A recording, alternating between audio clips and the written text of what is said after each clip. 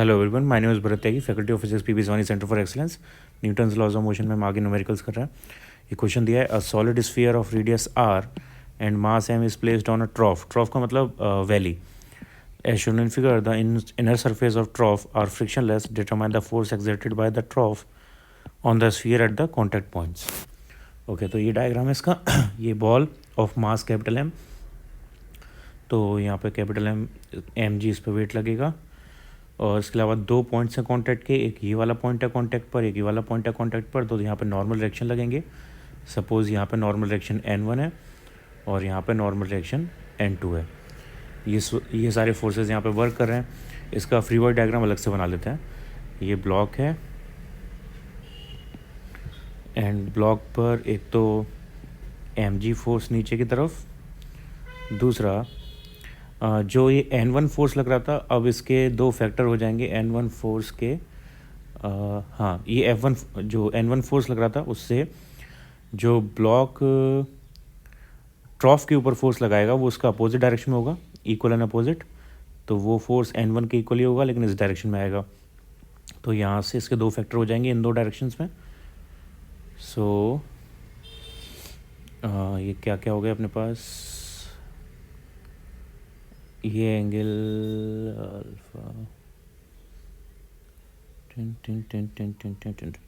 Okay. हाँ, तो ये एंगल होगा अल्फ़ा, क्योंकि ये एंगल अल्फ़ा है। तो यहाँ से ये n1 कॉस अल्फ़ा, ये n1 साइन अल्फ़ा।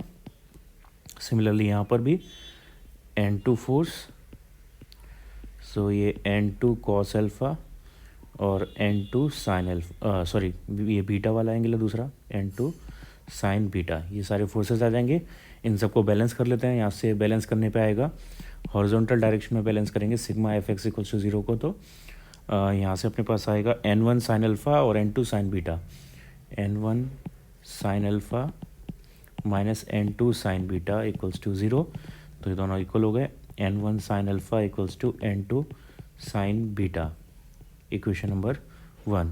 इसके बाद वर्टिकल डायरेक्शन में, तो वर्टिकल डायरेक्शन में sigma F Y equals to 0। कौन कौन से फोर्सेस हैं वर्टिकल डायरेक्शन में, n1 कॉस अल्फ़ा है, n2 कॉस बीटा है। n1 cos alpha plus n2 cos beta plus mg equals to 0। So यहाँ पर अब हमें निकालना क्या है, यहाँ से n1 और n2 की वैल्यू निकालनी है। तो इन सबको हम, ये इक्वेशन नंबर 2 हो गई। तो n1 n2 दो अननोन है, दो इक्वेशंस हैं। n1 की वैल्यू इक्वेशन नंबर 1 से निकाल के यहाँ पे प्लेस कर दो।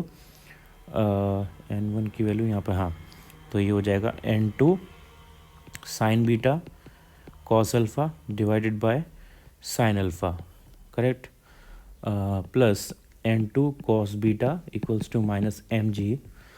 और यहाँ से कॉमन आ जाएगा n2, ब्रैकेट में बचेगा sine beta cos alpha plus cos beta sine alpha divided by sine alpha equals to mg। So यहाँ से n2 इक्वल्स टू आ गया mg sine alpha divided by, अब ये फॉर्मूला बन रहा है साइन ए कॉस बी का, sine A plus cos sine A plus B, तो साइन अल्फ़ा प्लस बीटा। ये n2 का आंसर हो गया। अब n2 की वैल्यू इक्वेशन नंबर 1 में लगा दो तो वहाँ से n1 आ जाएगा। सो n1 यहाँ से आएगा n1 equals to n2 sine beta upon sine alpha, sine beta upon sine alpha. तो ये हो गया minus mg sine alpha sine beta divided by sine alpha plus beta into sine alpha. Sine alpha से sine alpha cancel out, n1 equals to आ गया minus mg sine beta divided by sine alpha plus beta. ये n1 का formula आ गया। Okay, तो ये तो हमने n1 n2 जो निकाला है वो बॉल की वजह से ट्रॉफ पे निकाला है। और हमसे पूछा क्या क्या था, फोर्स एक्सर्टेड और ट्रॉफ ऑन द, हाँ ओके, हमें ट्रॉफ की वजह से बॉल पे निकालने को बोला गया था। तो उसमें सिर्फ डायरेक्शन अपोजिट हो जाएगी। सो बाय ट्रॉफ ऑन बॉल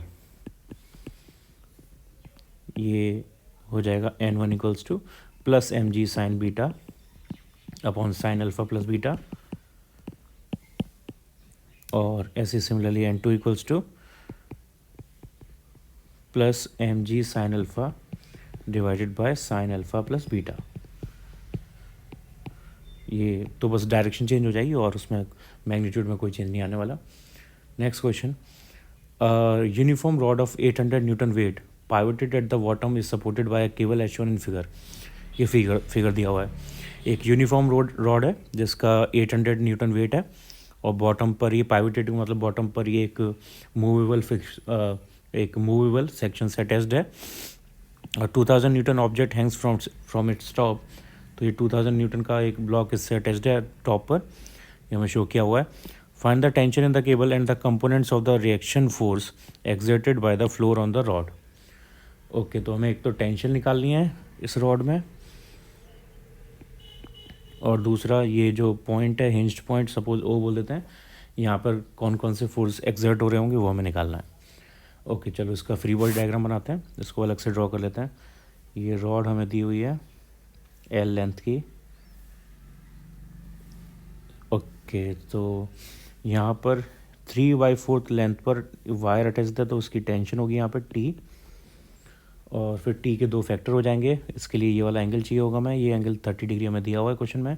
सो ये टी cos 30 हो गया और ये टी sin 30 हो गया, टी sin 30।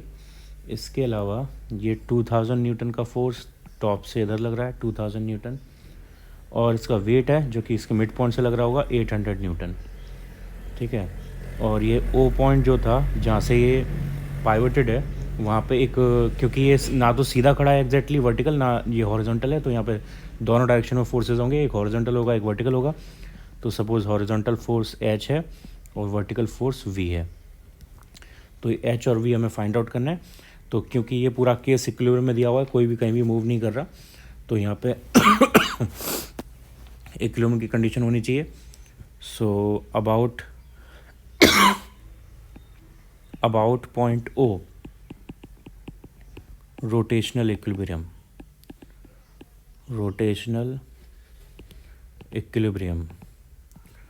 तो ये होगा सिग्मा टॉर्क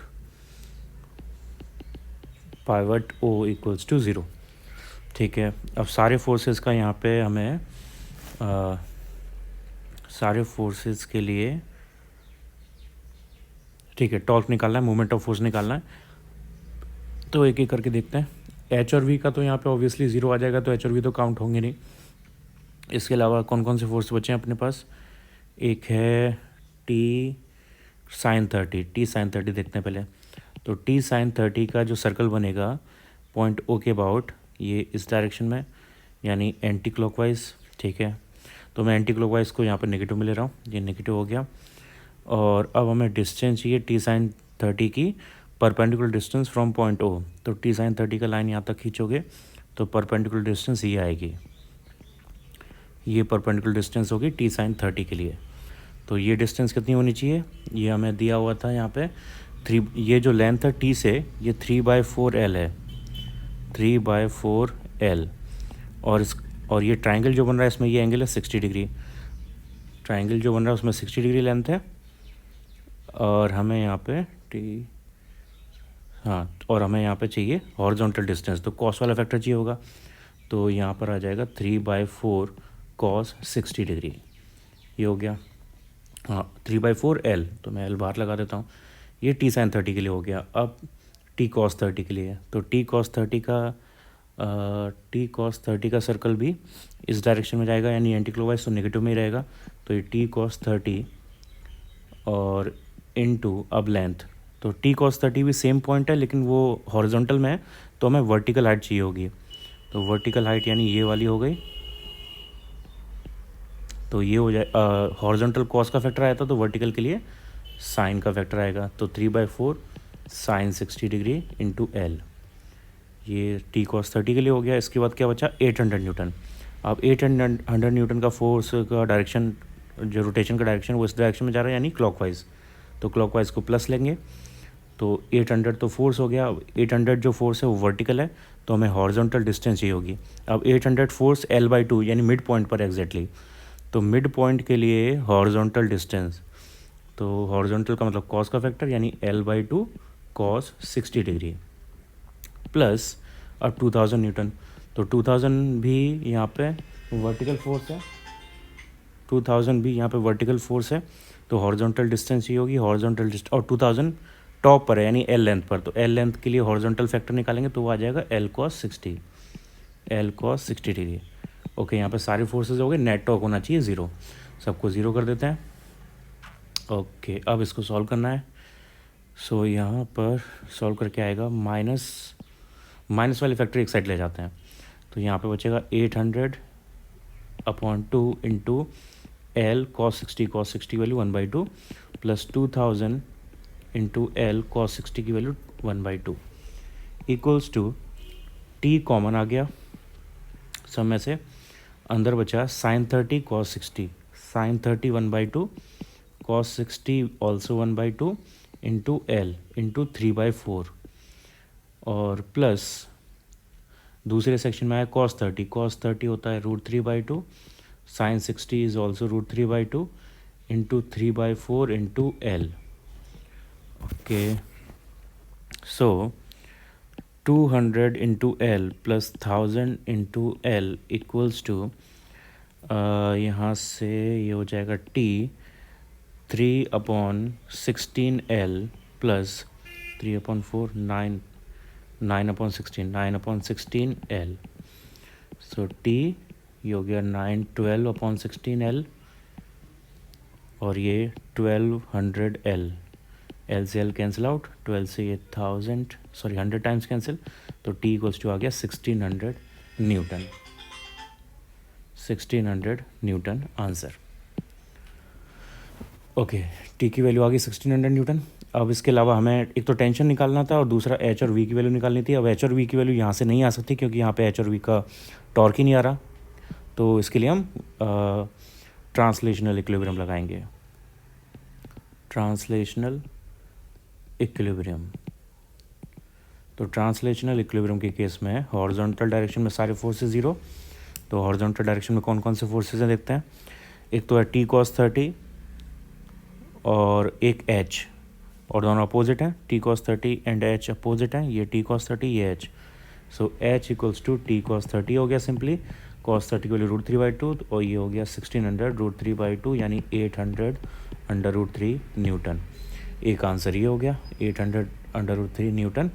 दूसरा वर्टिकल डायरेक्शन में नेट फोर्स 0, तो वर्टिकल डायरेक्शन में कौन कौन से फोर्सेज हैं, टी साइन 30 है, वी है, 8000 है, 2000 है, तो टी साइन 30 और वी एक तरफ हैं, 800 और 2000 अपोजिट, तो T sine 30 plus V equals to T sine 30 plus V equals to 800 plus 2000, so t/2 plus V equals to ये हो गया 2800 और टी की वैल्यू हमने निकाली थी 1600, तो इसका 800 हो जाएगा प्लस वी इक्वल्स टू 2800 यानी वी इक्वल्स टू आ गया 2000 न्यूटन, ये फाइनल आंसर।